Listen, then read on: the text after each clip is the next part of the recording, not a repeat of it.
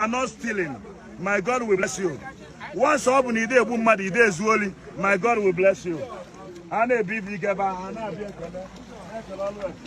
It's God Almighty that have money, that have water. No human being on earth. There is the only one power and then the only one God. Jehovah, the King of Kings, the Lord of Lords. Any other God you know, it does not concern me. This boy.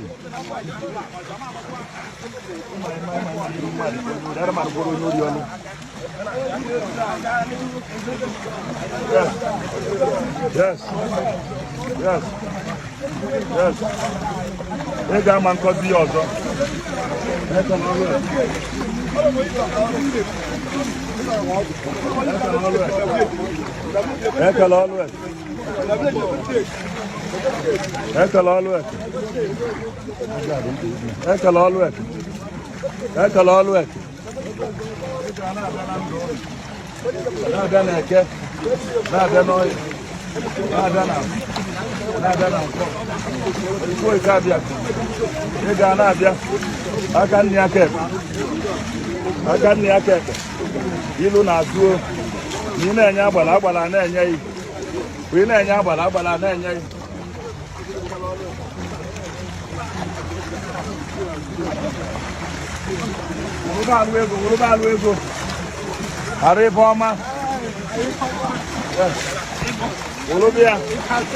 Olubia ke go na bia.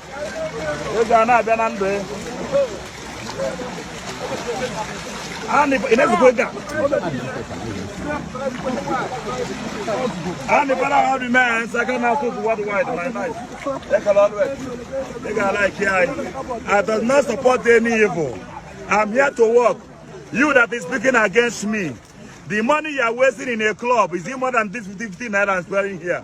Even more can I'm not wasting money. Neither. I'm helping people to get money from God, not from Satan.